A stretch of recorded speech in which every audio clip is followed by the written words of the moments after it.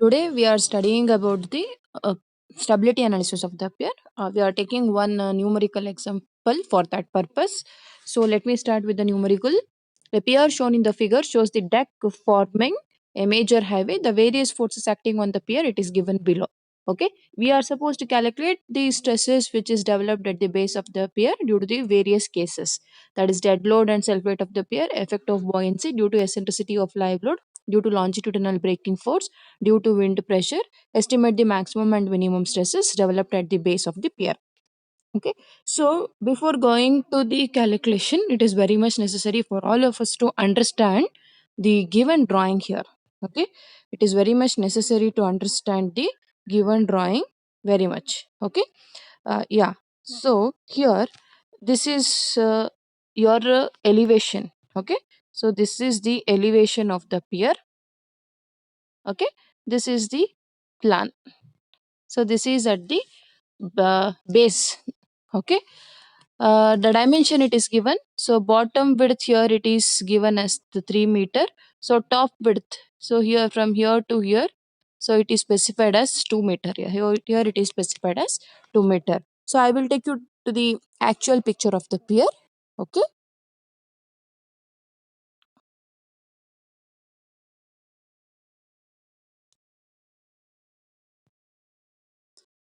Okay, so this you can imagine, this is an actual picture of the pier. Okay, so the whatever the sketch it is been written in the design problem, the same sketch can be idealized this same thing. Okay, so first before starting up with the problem, it is very much necessary to understand the various parts of the pier. Okay, yeah, so the pier you can notice it is a tapered one. Okay, it is a tapered one, it is a tapered one, it is having uniformly increasing width towards the base, it is uniformly increasing. So this is your bottom width of the pier, this is your top width. So this is your top width, this is your bottom width. Okay, and this is the height of the pier, total height of the pier, so this is h. Okay, and here from here to here whatever you see, it is referred as the length of the pier. So it is a three-dimensional structure, you have to understand it very much carefully. Okay, and also a freeboard is been given, that is water table has been specified. So the given problem, it is having the height with respect to the high flood level as 9 meter. So in the data, the freeboard data is not given. So freeboard is nothing but the distance between the high flood level and the top of the pier. So this in the absence of any data regarding freeboard, you can consider this as 1 meter. So 9 plus 1, total height of the pier will be 10 meter. Okay, so the total height of the pier will be 10 meter, and length is given as 8.5, bottom width is given as 3 meter, top width is given as 2 meter. Okay, so it is a tapered section. So here the thickness width is uniformly varying till the bottom. Okay, hope the sketch is clear to all of you. Yeah, so next I'll take you to the design. Yeah, so the sketch is clear.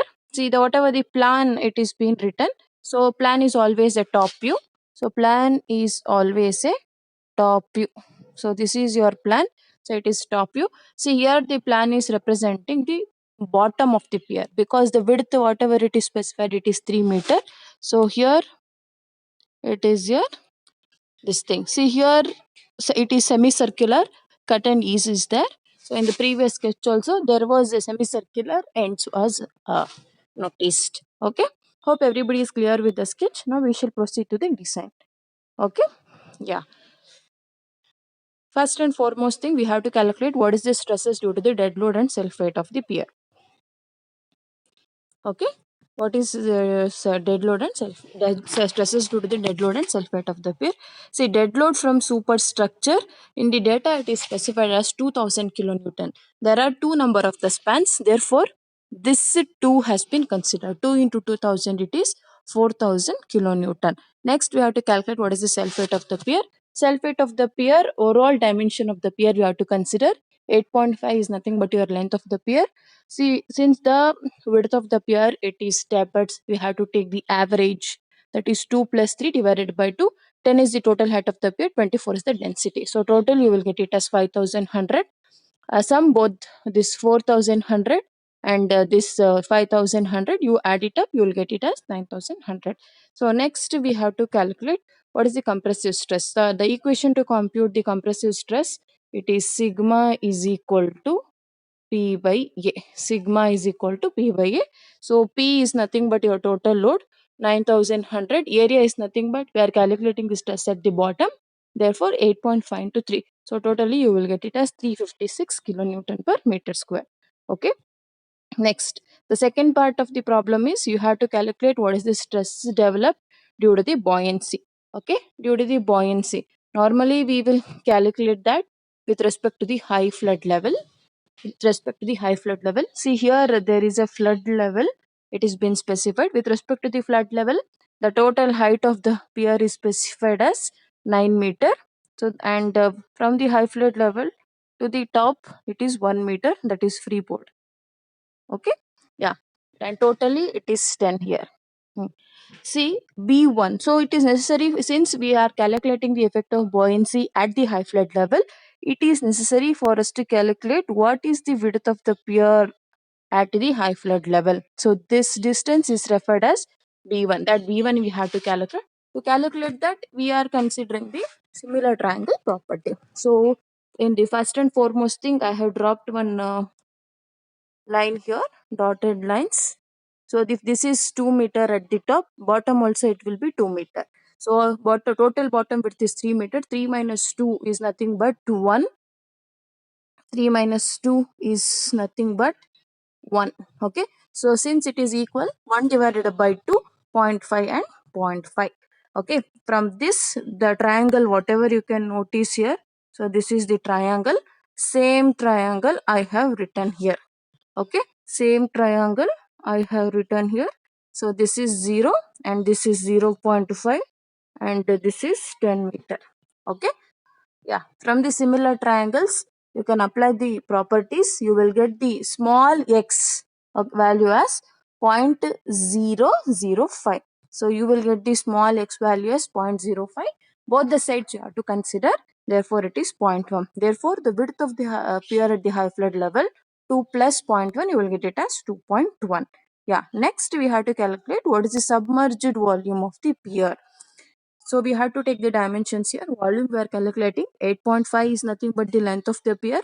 2.1 plus 3, it is the average of the width of the pier we are calculating. Okay. And next, reduction in the weight of the pier due to the buoyancy.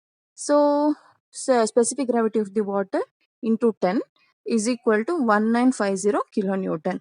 Next, we have to calculate the stresses. Buoyancy, it is nothing but tensile stresses will be acting due to the buoyancy. Therefore, it is minus here. So it is minus P by A. Okay, minus P by A. You will get it as 76.5 kilonewton per meter square. Okay. Next, due to the eccentricity of live load, see in the sketch, the live load and dead load here, it is acting here. The live load and dead load, it is acting here, whereas the centroidal axis is here. So this eccentricity is nothing but your E. Okay, that is given as 0.5.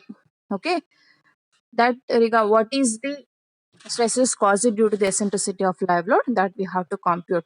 Okay, so we shall go back to the same thing. And reaction due to the live load from one span, this reaction it is specified in the question. Eccentricity is 0.5. We are just taking the moment.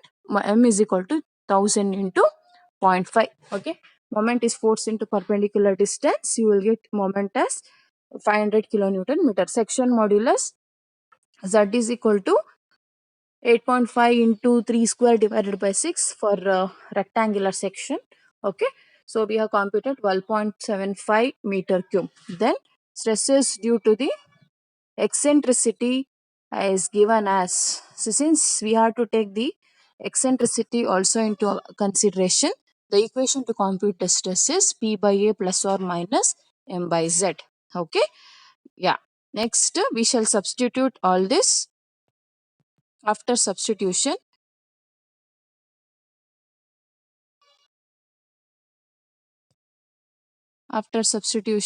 you will get the value as 39.2 plus or minus 39.2. For maximum condition add, for minimum condition you can go for subtraction. You will get sigma max as 78.4, sigma minimum as 0. Okay. Next, stresses due to the longitudinal braking force. The braking force at the bearing level is given as 140 kilonewton. Moment about the base of the pier. See, the braking force, imagine that you are traveling on a flyover. All of a sudden you will apply brake. Due to the application of the sudden brake, a horizontal force will be generated on the bridge structure. Okay, so this is your horizontal force. You are trying to take the moment about the with respect to the base of the pier. So the perpendicular distance is considered with respect to the height of the pier here. Okay, therefore 1000 for 140 into 10, 10 is nothing but the height of the pier, 1400. So this is stresses exclusively due to the braking.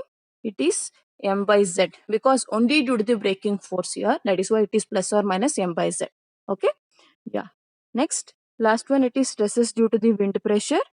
Due to the wind pressure, all the bridge structures will be subjected to a certain amount of the wind forces. So it is very much necessary to consider the effect of the wind also. So wind pressure, it is area into wind velocity. Wind velocity is given by 2.4. So average we are considering with respect to the width of the pier structure. 10 is nothing but your height. 2.4 is the wind intensity. So this is 2.4. Totally you will get it as 60 kilonewton. And where do you expect this wind force to act? Because it is an horizontal force. Pier is having a total height of 10 kilonewton. So we are assuming that the wind force, which is nothing but horizontal force, it is acting at the mid height of the pier. Mid height of the pier is nothing but total height of the pier. Here it is 10 divided by 2. You will get it as 5. Okay. So that is why it is 60 into 5. And section modulus BD square by Z. And stresses developed at the base due to the wind load M plus or minus M by Z. Okay.